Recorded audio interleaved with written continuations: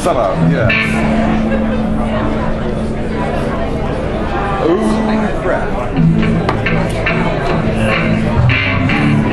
Okay, 11 and 12. Which one's the drums?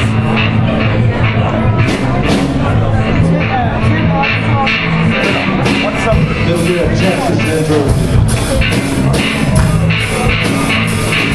Oh, no, never mind. Up here.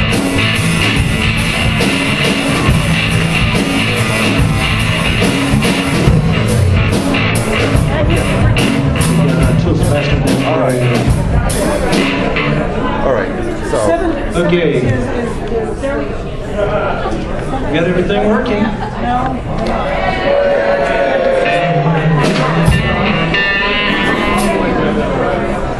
Okay, and now.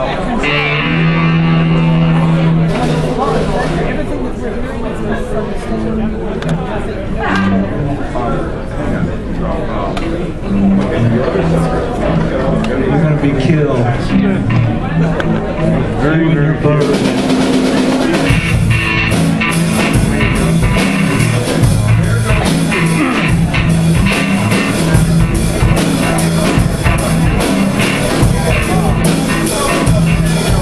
Brad said it had to be from Texas. They got a speaker on it. Huh? Does that thing have a microphone? Yes. Yeah. Watch out about our impromptu commentary.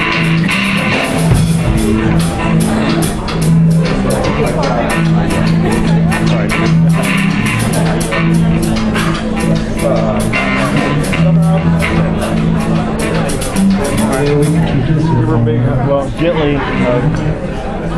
gently.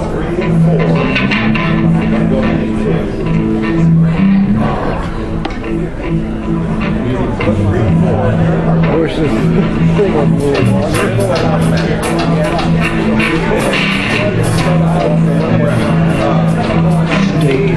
Huh? Fit in jeans.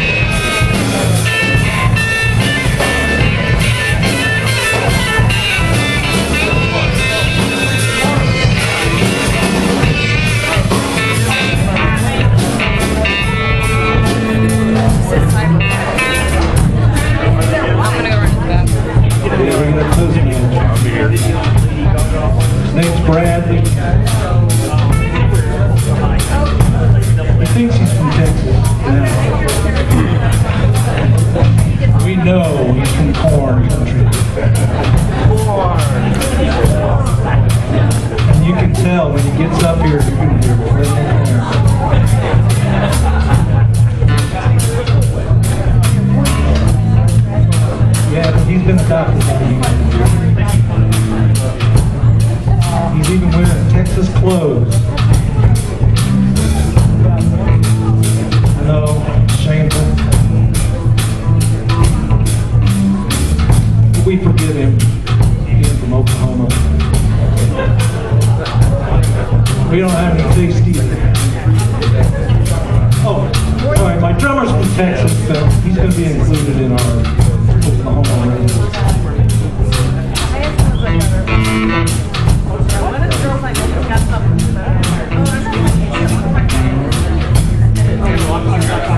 You got the time every night.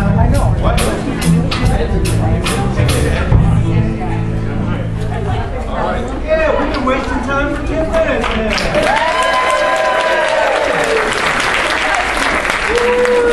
Check. Okay. Can you hear me? Yay! I'm not Brad Denton. I'm Tim. I'm a lowly former con chair.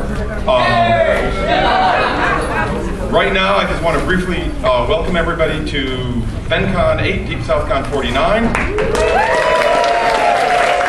And now I want to say, live from Addison, Texas, it's FenCon VIII, Deep South 49 opening ceremonies with your host, Bradley Denton!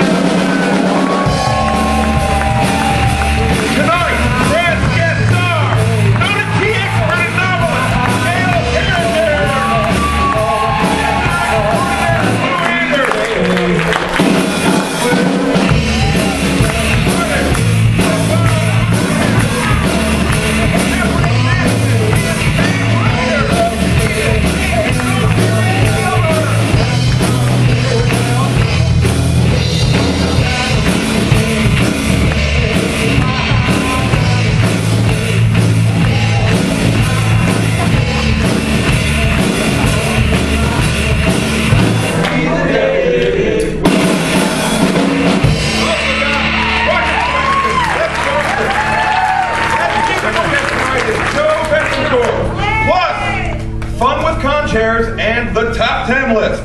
Ladies and gentlemen, please welcome our 2011 Toastmaster, Brad Denton!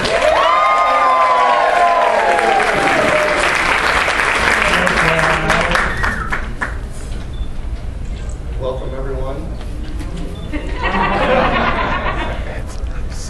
Welcome, everyone. Oklahoma mic. You just turned him off.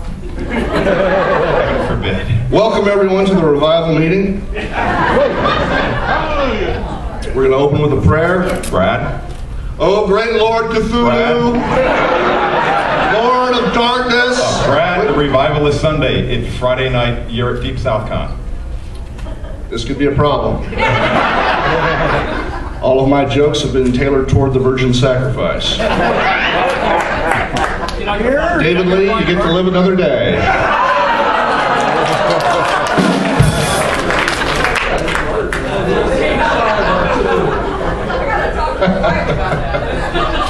This could be a problem. Let's see what I've got here that could work. Well, let's see. As you can tell, we're taking a risk tonight. We're doing something a little bit different. And as I'm sure some of you have already whispered to the people sitting next to you, this could be real bad. But we take big risks in Texas. We take big risks in Texas because that is the tradition handed down to us from the heroes of the Alamo. And we can only hope that things turn out as well for us.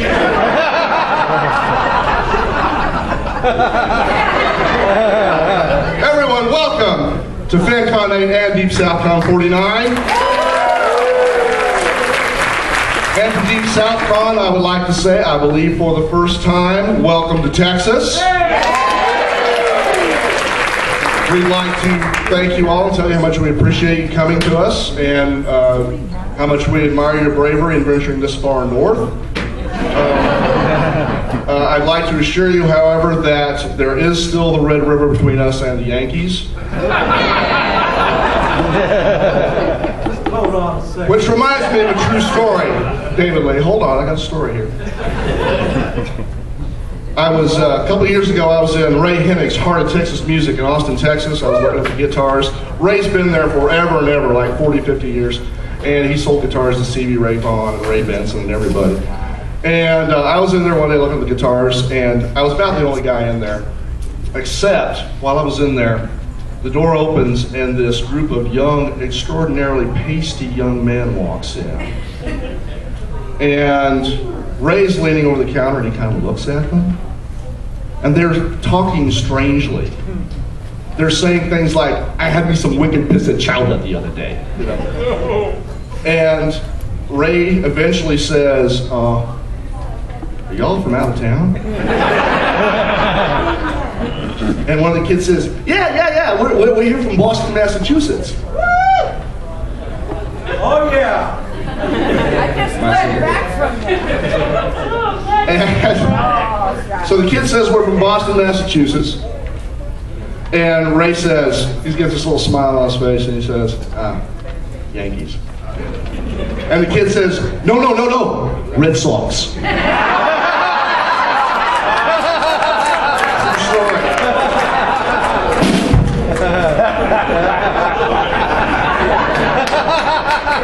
See, we have a different way of speaking down here and a different way of doing things, which is sometimes misconstrued and misunderstood by the folks up north.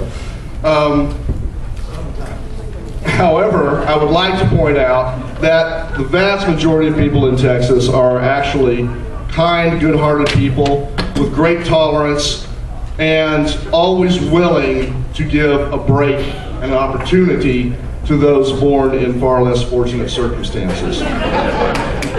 For example, tonight our entire band is from Oklahoma.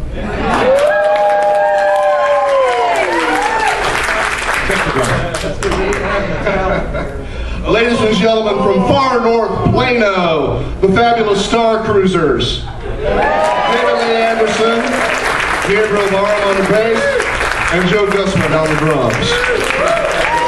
It's a long way from far north Plano down to here. That is where you're from. No. Where are you from? If not far north Plano. Joe's from Richardson. Where does he live? He lives in Oklahoma, but that's not his fault.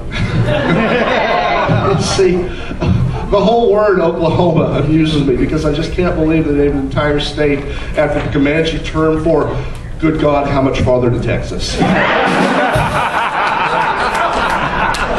You know what? Oklahoma's in place to keep Texas from blowing away with hot air. One would like to think so, David Lee. Thank God your jokes are as good as your guitar playing. See, we make fun of other states here. That's true, we do. It's a Texas tradition to make fun of other states, but it's all good-natured, and to be honest and fair, we do make fun of ourselves as well. For example, I know you all heard recently about the terrible fires we had in Central Texas, but you may not have heard about the fire a couple years ago that struck College Station and destroyed the Texas A&M library. They lost both books. Yeah, one of them hadn't even been colored in yet.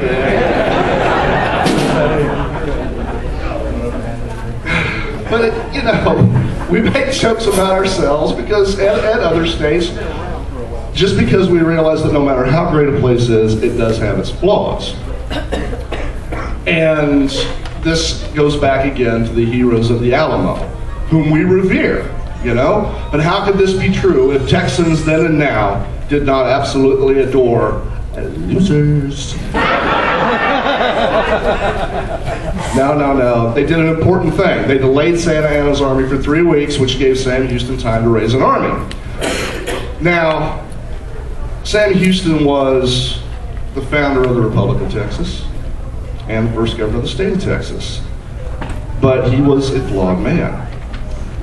For example, at the Battle of San Jacinto, when his Texan army surprised Santa Anna's troops, routed them, they even captured Santa Anna and brought him before the wounded Sam Houston beneath a tree.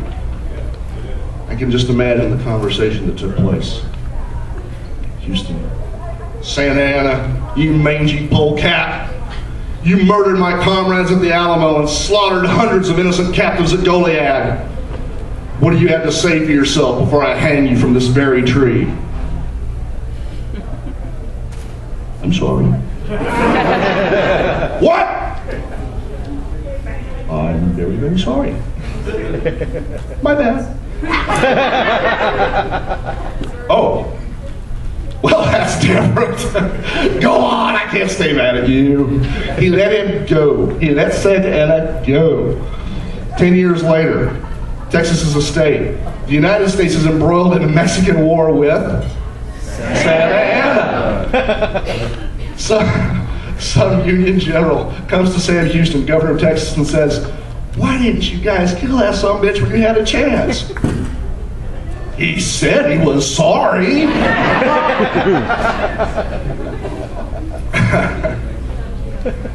Oh, golly. Which reminds me of another story.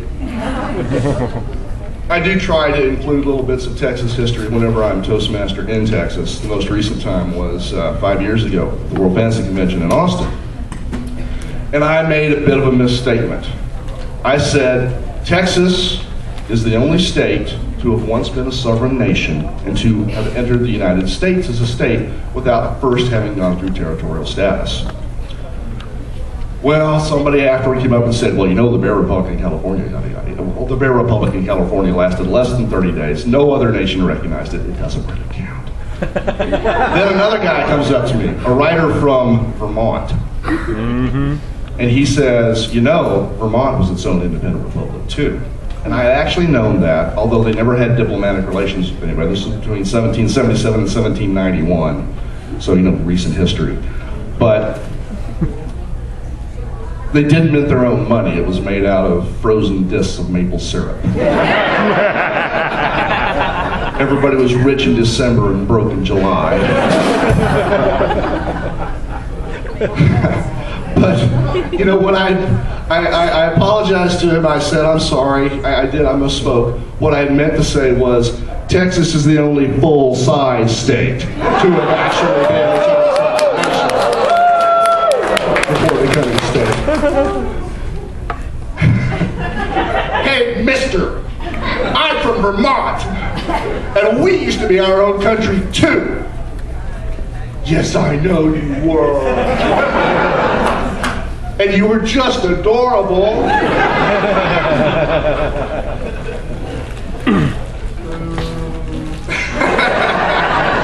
You see, I told you this could be real bad. David Lee, how many Yankees does it take to screw in a light bulb? I don't know how many names. That's because they don't have light bulbs in Oklahoma yet either. Despite that monologue, we do have a great show and some really amazing guests. We have CFLs. So welcome to Texas, a land with science fiction and fantasy traditions, reaching back to the creator of Conan, Mr. Robert E. Howard. Welcome to FenCon and welcome to Texas.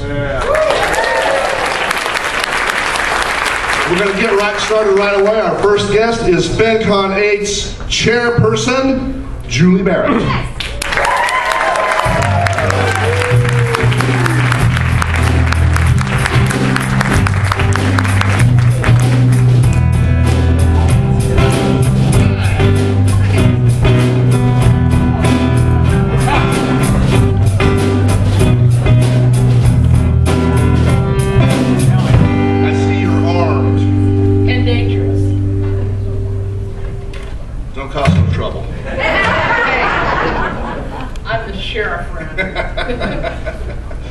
What do we need to know this weekend? That we're going to have a hell of a good time. We started out with Cthulhu. We're always down with Cthulhu. Yeah. Bradley needs to know he's got the Texas flag hanging upside down. Real good, Bradley. Red on the bottom, white on top. He is from Kansas.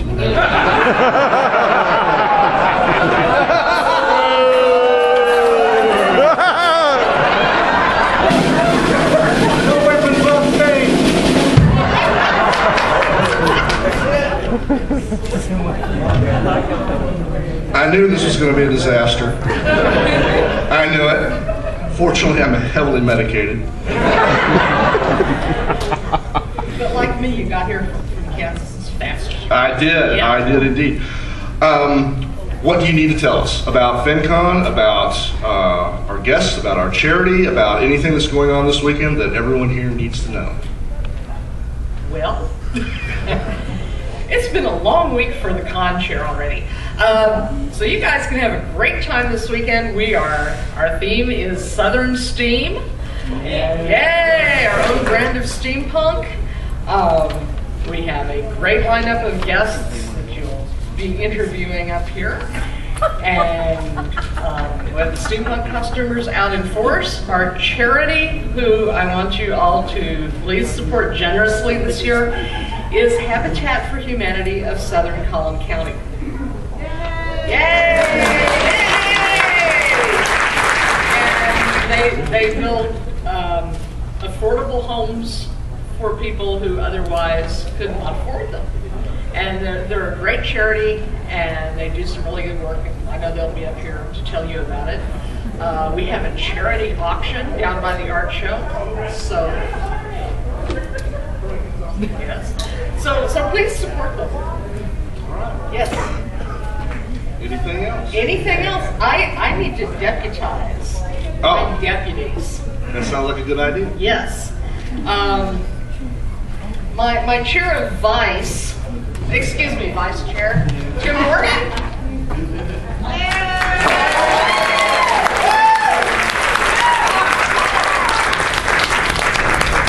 You are the deputy.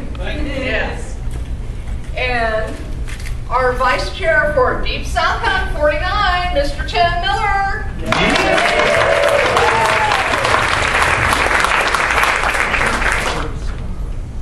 Thank you. I've always wanted to be a deputy.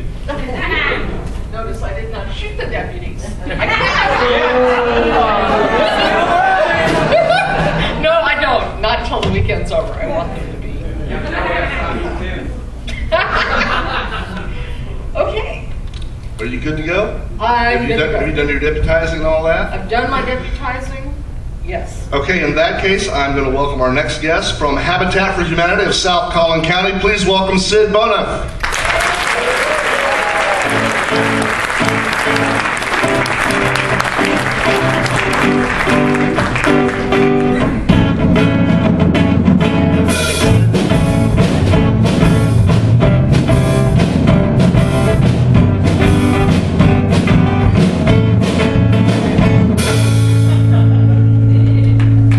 Very nice. I first met Sid this afternoon, and he immediately offered to build me a house. I had to turn it down since I already have a house, and it's in Texas, so, you know, I'll get the flag right next time. Now, did we state Habitat's mission properly? Pretty much. Build decent, affordable homes for deserving families. And, yeah, that sounds great. And what are the ultimate goals of your organization for the coming year?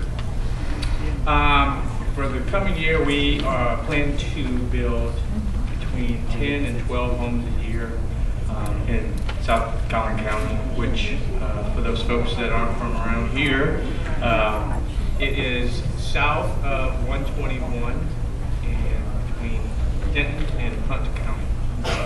And how many houses has your organization built so far? Our affiliate has built, well, our affiliate will start our 62nd home next Friday.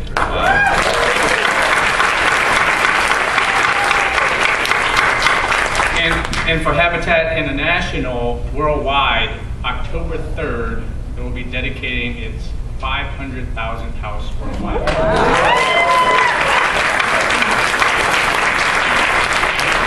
Now, you mentioned to me earlier that there are some misconceptions about Habitat for Humanity, so I wanted to ask you about those. And the one you mentioned is that people sometimes tend to think that you actually give away the houses. That is a myth. You said that is not actually true. Correct.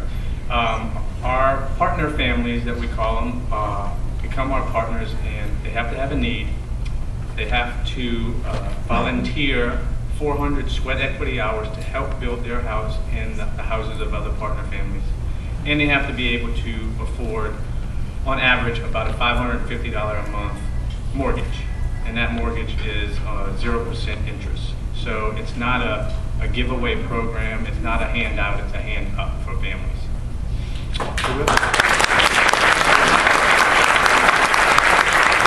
You're giving people something they're going to be invested in for a long, long time. For at least 20 to 30 years, hopefully, until their mortgage is paid off and it's theirs. Great, great. Finally, FenCon, of course, will be donating from the charity auction. But beyond FenCon, what can people do? Where can they go to help out? Well, for our supporters, there's numerous ways to help. Of course, there's volunteering, and volunteering doesn't necessarily mean you have to get on a construction site. If you do want to build, you don't have to have any experience. We have professionals on hand that shows you what to do. But we also have a need for volunteers to help us with share their expertise, whether it's somebody that's in marketing and PR, whether it's somebody in the computer and technology field to help us with those needs. We definitely need people to talk about what we do, the work that we do, the people that we help, the impact that we have on people's lives. And then the third thing, of course, is to donate. Donate monetarily to help us with the materials that cost to build a home, and help us with in-kind things that, you know, whether it's to give us materials for the home, give us materials, provide print material, that sort of thing. Just lend us a helping hand. And you can easily do that. Go to our website, habitat-scc, the SCC stands for South Collin County.org. Sid, you do great work. Thank you so much.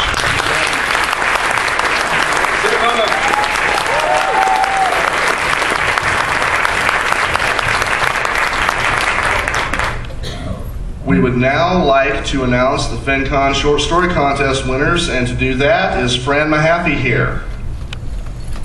She's coming. Okay, Brandon Happy in the short story contest.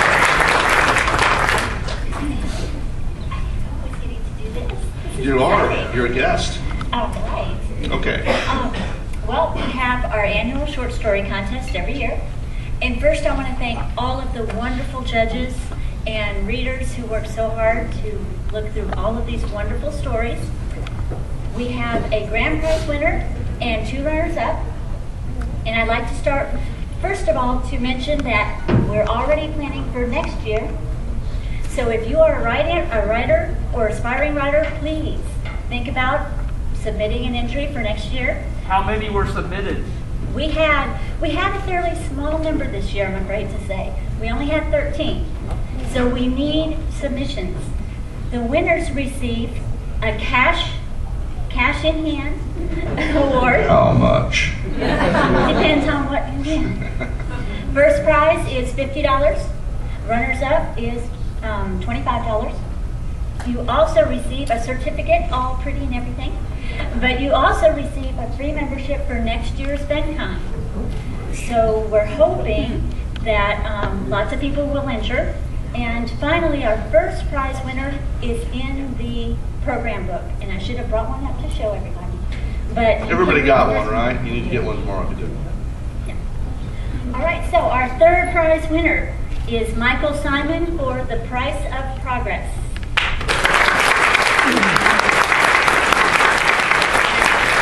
Michael is actually Canadian, so that's about as... Is that its own country and everything? Yeah. So he was not able to join us. He did say that if the prize money was a misprint, maybe he would be able to fly down. But since the decimal place was in the wrong spot for that 25, he was not able to make it. So he coming for 250?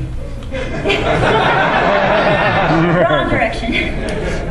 Our second prize winner, and I hope he is here, is Seth Skorkowski for The Dark Goddess Rises. Is Seth here? Seth Skorkowski.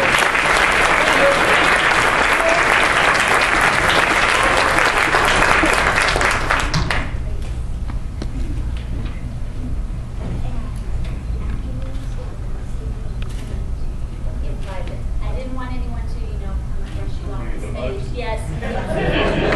Congratulations. Seth, what she's telling you is the check's in the mail.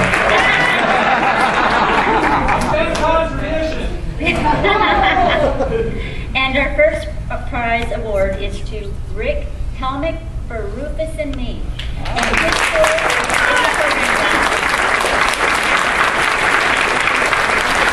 Very happy, everybody. Congratulations to all the contest winners. I just want to make an announcement.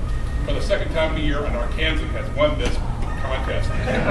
Tom Howard won last year, and he and I are in the same groups. So you guys submit because all of us that are eligible to submit have won. It's up to you now.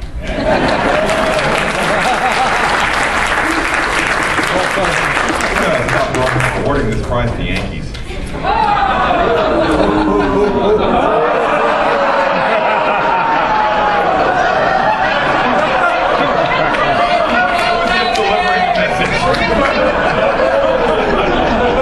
That's a big man, Tim.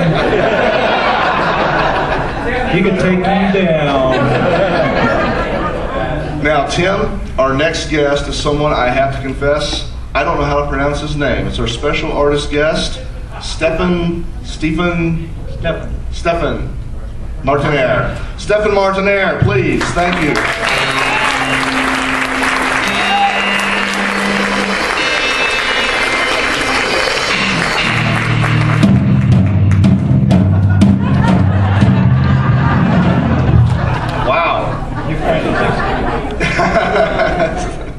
He's an artist. What can I say? So, now you have worked in animation, films, publishing, video games. What would you say the challenges? I'm assuming you're working mostly in interactive media now, video games. Or is that? I would say more entertainment in general, because that includes I see. Still movies, animation, parks, publishing, So still everything. Still everything. Still everything. Okay. Are there any challenges, say, to doing artwork or art direction for a video game that are different from other forms? Oh yeah. Such as? Well, very simple example is book covers. Book covers, you're an artist. You know, you have pretty much only one person to satisfy, which is the art director. So the relationship is very easy, and most of the time art directors are very flexible. When you work for a game company, you're working with 50 to sometimes 100 people, and you have to satisfy a great number of people. So it's like a lot of cooking in the kitchen. I've heard that's true for films as well. And film is a little bit the same. Yes. Finding out a little about that. So you have to have a lot of courage and perseverance and patience. Yeah, I wouldn't qualify. So what is your main project right now? I'm actually proud to announce that the game I have been art directing for the last 3 years, Rage, for id Software, created Doom, Wolfenstein, he's coming out in about a week or so. So in about a week? In about a week, that's it. It's a wrap. We're very excited. The press is on it right now. It's receiving a lot of praise. Check it out. You must be very excited. That's terrific. Yes. Congratulations. 3 years, it's a long time, so it's nice to see it coming out. Yeah. Thank you, Stefan. I'm going to ask you to stay up here and take a seat on the couch while our other guests come up. Thank you so much, Stefan.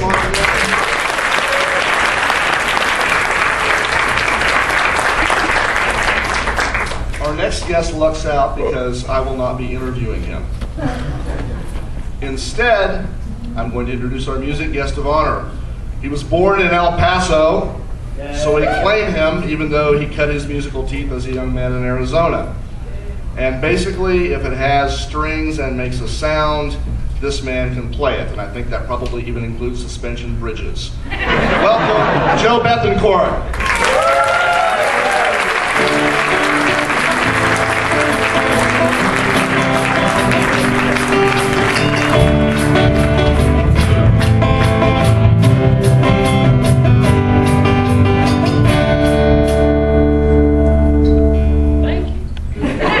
That's your musical intro.